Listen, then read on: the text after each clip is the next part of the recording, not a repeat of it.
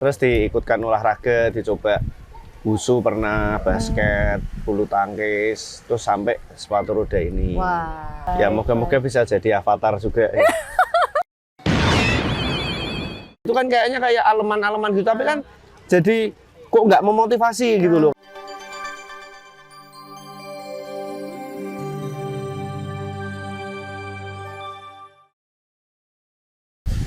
Hai Sahasta, ketemu lagi nih di podcast Hasta Media. Sobat Sahasta, kali ini kita mau belajar dari satu narasumber, seorang juara yang sudah berhasil mencetak juara. Wah, kayak apa ya? Tapi sebelumnya, sebelum kita nanti ketemu dengan narasumber kita, minta tolong dong rekan Sahasta untuk klik tombol like and subscribe biar dapat notif terbaru kalau ada postingan dari kita nih ya, biar nggak ketinggalan gitu ya. Oke? Yuk, kita mau kenalan, tapi sebelumnya kita mau lihat profil video dari narasumber kita. Check this out.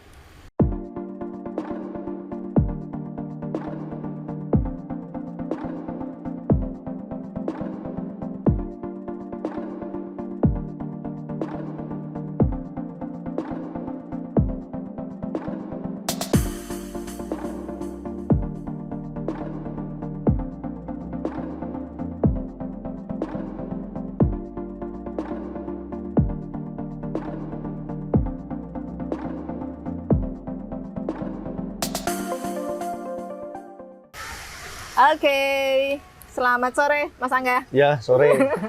Gimana kabarnya? Ya kabar baik, tapi sedikit deg-degan nih ditanya apa. Waduh. Surprise ya. Baik. Kegiatan sehari-harinya apa nih Mas Angga? Kegiatannya tidak jauh-jauh dari dunia olahraga. Jadi ya, tapi malah saya jarang olahraga. Jadi. Kok bisa? Yang ngurusin latih ini malah nggak olahraga. Manager ya. Manager dan juga owner ya. Iya. Jadi kalau tadi disebutkan di video profil ini Mas Angga ini owner dari klub Kairos Kahuripan Roller Sport yang berdiri sejak kayaknya tadi tanggal cantik ya 12/02/2012. Wah, jadi gampang banget ini diinget-inget ya. Baik, kalau bisa banget nih kenalan sendiri ya Mas Angga ya. Nama lengkapnya tadi agak beda gitu ya. Silakan Nama lengkapnya Erlangga Ardiansa Wibowo. Biasa dipanggilnya? Erlangga ada, Mas Angga juga ada, kalau di sepatu roda Mas Eng kadang-kadang manggilnya. Jadi biar lebih singkat lagi. Ada nggak ada Engnya ya, Erlangga ya? Ya, itu dulu saya tuh waktu pelada ya, PON itu senengnya nonton film Avatar Eng terus itu. Terus jadi dipanggil gitu, Erlangga daripada RR jadi Eng karena nonton itu juga. Gitu. Baik. Ya moga-moga bisa jadi Avatar juga. Ya. Penguasa 4 elemen. Penguasa. Luar biasa nih. Ini kayaknya nanti udah masuk di ini ya, harapan masa depannya. Tapi bentar dulu Kak Angga. Mas Angga, ini kan terlihat banget ya di belakang kita sedang latihan ya. Ini yang kelompok apa ini Mas Angga? Ini yang gede-gede, jadi yang speed. Jadi memang yang udah ya? Atlet sih, ini sebagian atlet PON juga. Atlet PON Jawa Tengah. Wah, luar biasa. Bahkan tadi di resume yang saya baca itu ada apa ya, rekor muri, memecahkan rekor muri itu acara apa Kak? Oh, itu waktu 2012 kita bikin lomba itu kerjasama sama Banteng Raiders. Jadi tentara-tentara anti teror itu juga pakai sepatu roda itu di Pahlawan. Di Simpang 5 itu pesertanya waktu itu memang banyak banget, berapa ratus saya lupa. 2013 apa itu kelihatannya. Luar biasa, dan sudah mencetak atlet nasional bahkan internasional ya Mas Angga ya. Bahkan Mas Angga sendiri ini kan pemenang gold medal SEA Games ke 2011. SEA Games tahun 2011. Ke-26 itu di Palembang, Indonesia. Palembang. Wah, meraih gold medal untuk nomor 10.000 meter. Wow. Speed itu 10 kilo. Meter. Kalau muter gini ya 50. Waduh. Saya sekali aja udah ngos-ngosan. Luar biasa. Kalau sekarang bisa nggak Mas? Sekarang bisa tapi pelan-pelan. Kalau dulu 10 menit mungkin sekarang ya sejam lebih. Iya, luar biasa. Karena dulu tenang aja Kak, Mas Angga ini dulu juara tapi tidak berhenti juaranya. Jadi sudah berhasil mencetak juara-juara berikutnya. Iya. Kira-kira bisa terhitung nggak Mas Angga? Ada berapa ratus atletnya? Ya banyak ya. Jadi kalau gabung di Kairos ini biasanya mereka setahunan gitu udah mulai pada menang sih, walaupun dari kategori standar nanti baru ke speed dan sebagainya. Jadi ya sudah banyak sih muridnya, tapi memang mungkin yang rutin sampai senior kan kadang kan mereka terus sekolah, terus kadang apa ya, yang ini yang rutin ya masih ada juga. Oke, luar biasa ya. Baik, dan ini nih, kok bisa memilih sepatu roda atau bahkan ya olahraga lah ya, olahraga, karena kan saya lihat kalau di rumah tuh banyak sekali perjalanannya, nggak hanya olahraga ini ya, ada olahraga yang lain juga. Kok bisa memilih ini sebagai jalan hidupnya Mas Angga? Ya itu dari orang tua ya, mungkin saya dilihat tuh dari kecil nggak bisa diem. Jadi pola terus lah bahasanya itu. Terus diikutkan olahraga, dicoba wusu pernah, basket, bulu tangkis, terus sampai sepatu roda ini. Cuman yang bertahan ke nasional memang sepatu roda. Waktu itu bulu tangkis sampai level apa ya, porseni kecamatan, wusu tingkat Jawa Tengah. Sepatu roda ini ya nggak sengaja sih, ke rumah temen, di atas lemarinya ada sepatu roda, terus tanya itu apa toh? Oh itu sepatu roda. Terus malamnya minta dibeliin papa mama. Dulu beli di apa, Citraland tuh di Gunung Agung itu ada tuh, warnanya ungu plastik. Masih inget sampeannya.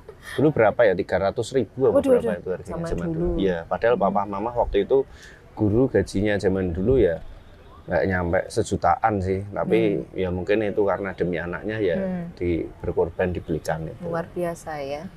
Itu luar biasa loh, perjalanan dari olahraga satu ke olahraga yang lain itu juga butuh modal istilahnya kan ya. Dan itu kan sebuah pilihan kan tadi.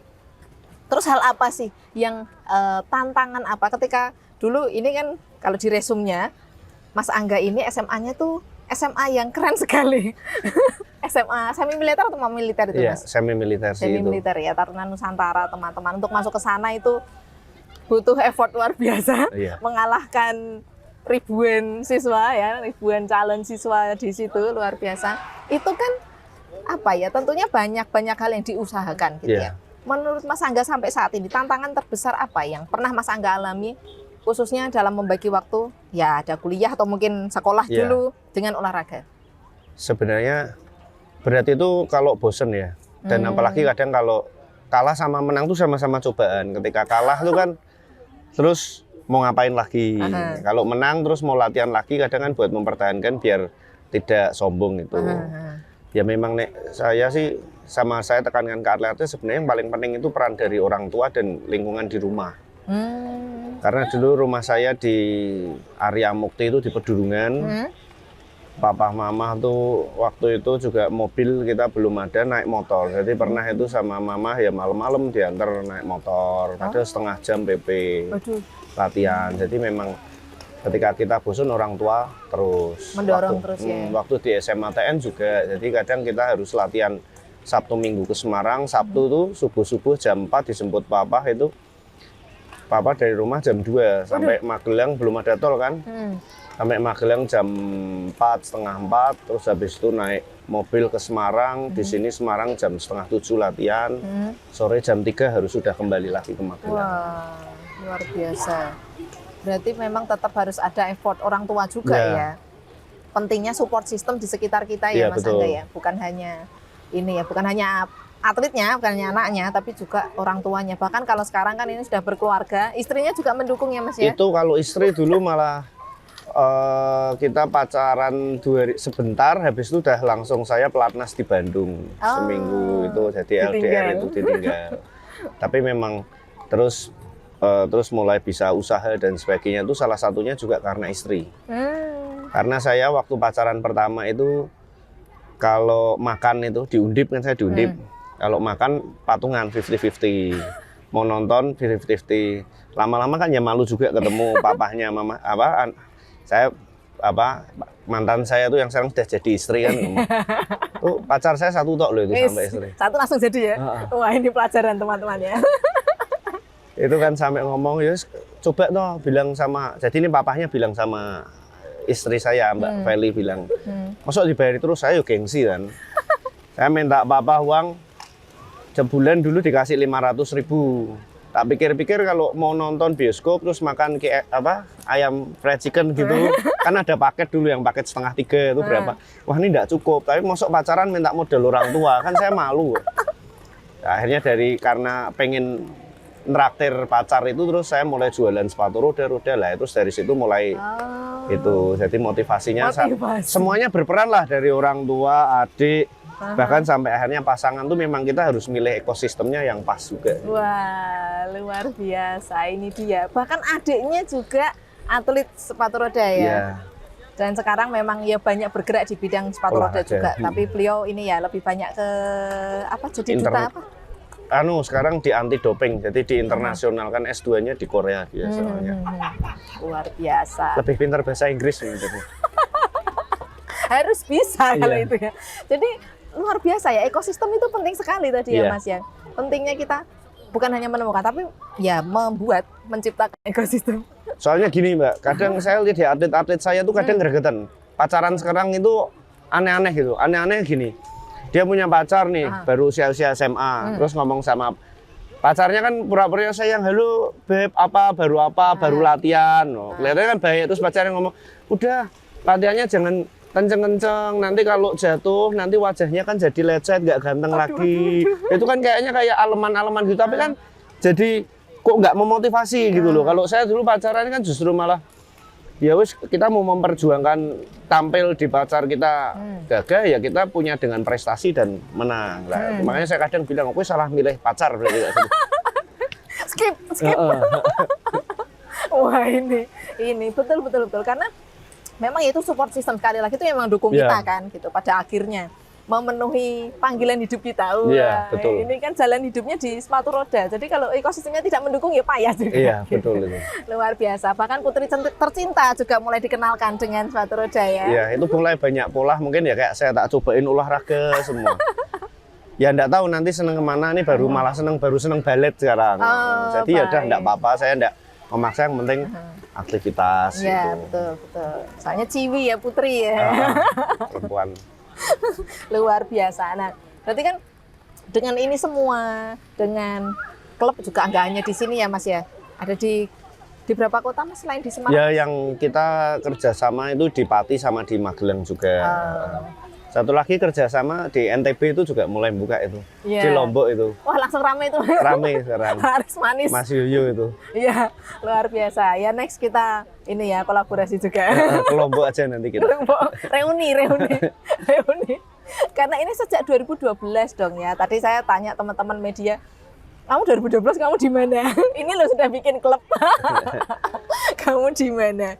Ya, jadi dengan pencapaian ini semua, gimana sih perasaan Mas Angga melihat yang dulu dari kecil, ya ampun, dulu dari kecil diajarin dari awal, dari standar sampai sekarang udah gede-gede gitu ya, mereka udah punya, bahkan udah juara di mana-mana. Gimana sih perasaan Mas Angga? Ya perasaan seneng sih, yang terutama tuh kan sebenarnya olahraga di Indonesia itu kan buat apa ya, fondasi ya.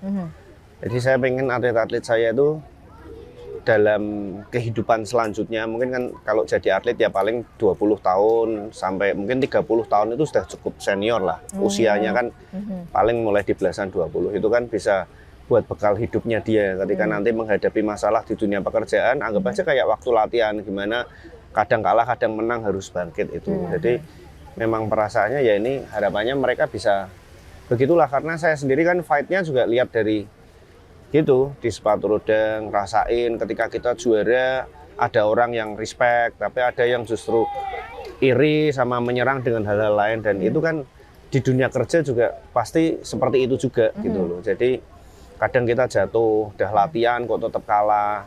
Sekarang saya alami di kerja, udah berusaha gini tetap dipaido apa dan sebagainya. Ya sudah, harus dianggap aja kayak latihan kayak dulu itu. Sudah siap mentalnya ya Mas. Harus siap mentalnya. Dengan ternyata sehari-hari yang dilakukan di olahraga ini bisa diterapkan dalam kehidupan sehari-hari juga di sekolah mereka. Sudah belajar kok ternyata masih remedi gitu kan ya. Gitu. Mentalnya sudah lebih siap. Kan visinya Kairos kan kita membentuk generasi sehat jasmani dan rohani melalui olahraga sepatu roda. Jadi dengan olahraga ini kan nggak cuma kita mengejar, memang kita ngejar prestasi, seneng dapat piala, dapat medali, sertifikat. Siapa tahu bisa nambah poin buat cari sekolah, itu beasiswa, itu kan memang bonus ya, bonus di situ. Tapi sebenarnya kan bagaimana mental mereka tuh memang dari kecil sudah terbiasa untuk selalu berjuang kompetitif, itu yang kadang-kadang saya lihat teman atau mungkin siapa tuh kan tidak semua orang kan punya jiwa fight itu. Kadang lembek, kita cobanya dari sepatu roda ini moga-moga bisa memacu mental mereka. Karakter Apalagi lah. generasi sekarang ini ya Mas ya. Ya, Dan ini kan biasanya. Makanya saya mau tanya pendapat Mas Angga. Biasanya kan kalau anak-anak yang fokus dengan olahraga, itu biasanya akademiknya kalah Mas. Iya. Bener nggak menurut Mas Angga? Nah, menurut saya enggak. Karena orang olahraga itu sebenarnya justru dia punya kelebihan yang berbeda dari orang pada umumnya.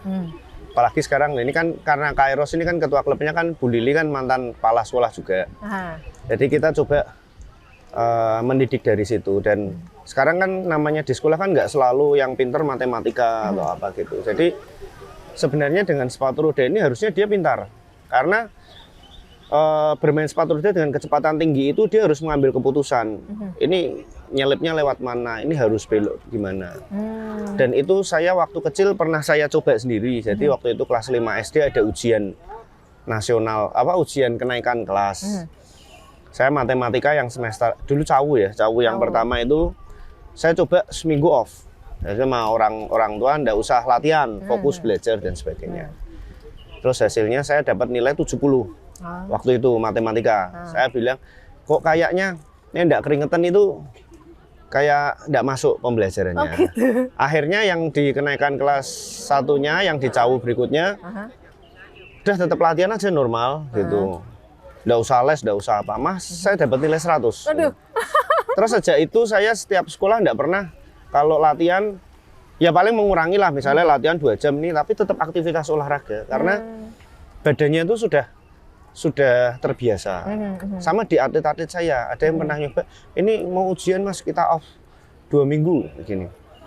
Ternyata itu juga tidak, mungkin nanti Mbak Desi kan psikologi pendidikan, mungkin bikin penelitian juga bisa. Tapi ternyata kok nilainya nggak signifikan. Sedangkan latihannya terus langsung drop, nggak pernah latihan, cuma belajarnya nilainya biasa. Sedangkan teman-temannya ada yang tetap latihan biasa, nilainya yo bagus-bagus aja gitu loh. Jadi menurut saya seharusnya akademik sama olahraga itu bisa berjalan bersama.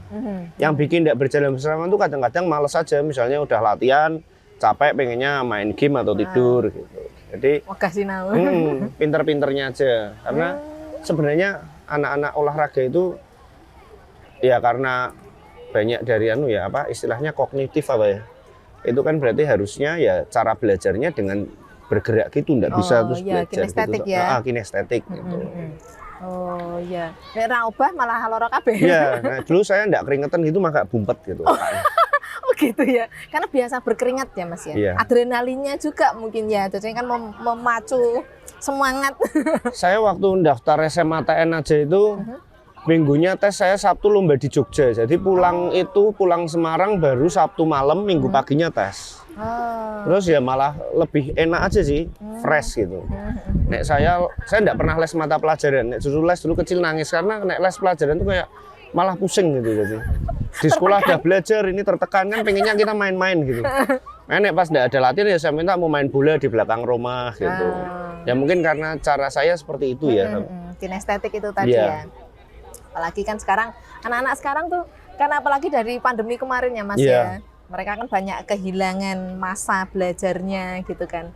Memang iya, kalau kecepatan tinggi nggak ngerti harus bagaimana. Iya. Bisa nabrak tenan gue. Iya. Tapi pernah ya Mas kecelakaan gitu? Ya sering.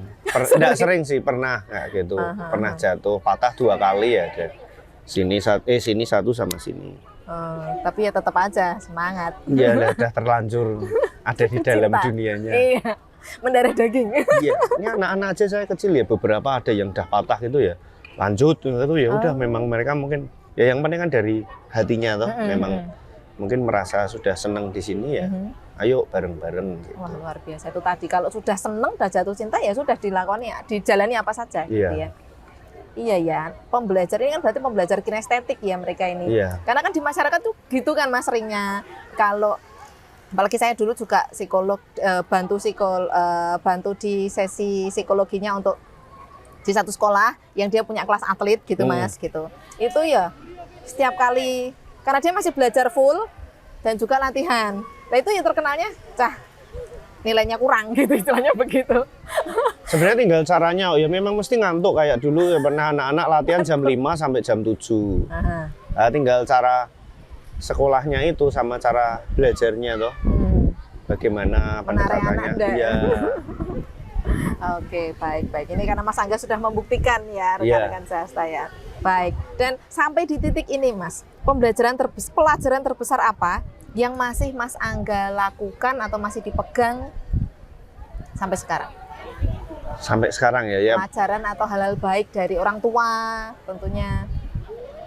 Nek saya yang paling utama tuh yang masih memang sebenarnya dia masih berat ya sampai sekarang saya masih belajar itu ketika kita sudah berusaha, tapi kok seolah-olah itu tidak tercapai, gitu loh.